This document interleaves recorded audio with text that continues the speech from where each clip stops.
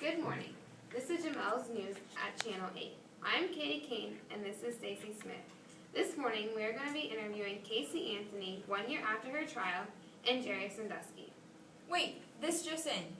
Catholic hospitals on Friday, June 22nd, rejected Obama's compromise on providing birth control coverage to their women employees. They do not believe church employers should have to provide birth control as a free preventative service, as the law now requires.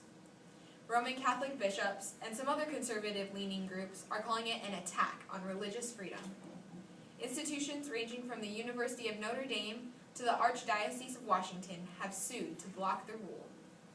There was no immediate reaction from the Obama administration. In its letter, the group said the government should either broaden the exemptions for religious employers or pay directly for the birth control coverage.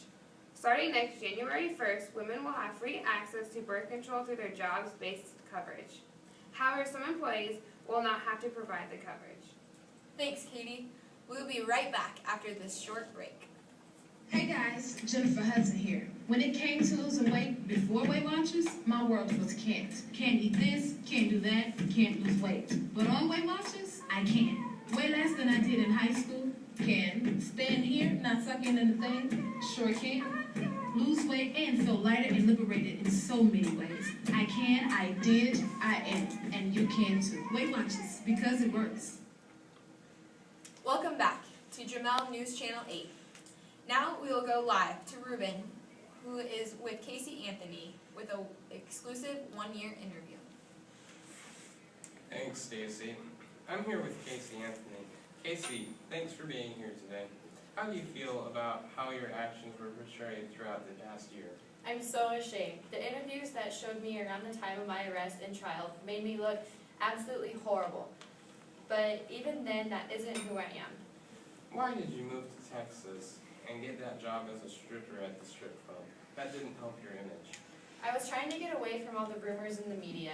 It was the only way I knew how to handle the hardship. It seems you've been making a good chunk of money at the strip clubs in Texas and writing a book. How do you explain using your daughter's death to gain publicity and earn money? I wasn't using my daughter's death for a reason to get money. She was the love of my life, and like I said before, it was the only way I knew to get away. Can you talk about why you lied to the authorities? I was a stupid kid that lied to the police because I didn't trust them. But I didn't kill my daughter. She was my greatest accomplishment.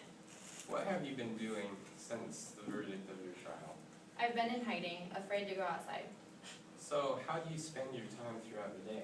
I exercise, I read books, and I watch TV. I'm currently reading the Hunger Games trilogy.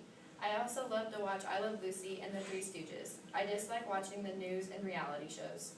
That's kind of ironic because you're on the news right now.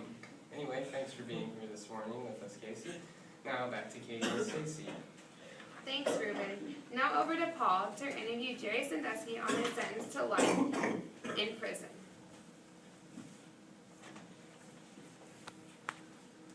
Thanks, Katie.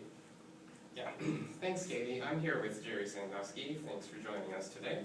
Can you make a few comments on your actions, on what caused you to be so involved in the kids' lives? Well, I'm a very passionate person in terms of trying to make a difference in their lives. And some of the young people, I work very hard to connect with them and to make them feel good about themselves and to be something significant in their lives. So how do you think your interpretation of your actions gets misunderstood? Maybe my actions get misinterpreted, but I know a lot of young people where it hasn't. I have worked with many, many young people where there hasn't been no misinterpretation of my actions, and I have made a very significant difference in their lives. There are hundreds, if not thousands, of young boys you came into contact with, but there are allegations that at least 8 of them were victimized.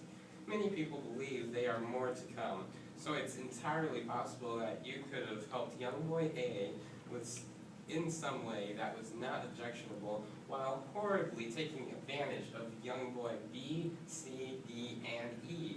Isn't that possible? Well, you may think that. I don't know. In terms of my relationship with so many, many young people, I guess that there are many, many young people who would come forward, many, many young people who would come forward saying that my methods and what I have done for them made a very positive impact on their lives. And I don't go around seeking out every young person for sexual needs. There are many that I didn't have hardly any contact with, who I have helped in many ways. What's the significance of you and the kids' lives having to go to therapy for the rest of your lives to deal with the situations that you have put them in? No, I think I helped them in many ways that they needed. Do you think your actions had an influence on the death of Joe Paterno?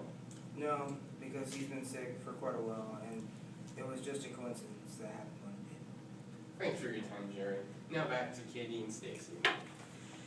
Thank you for tuning in to Jamel News Channel 8 this morning. Have a great day.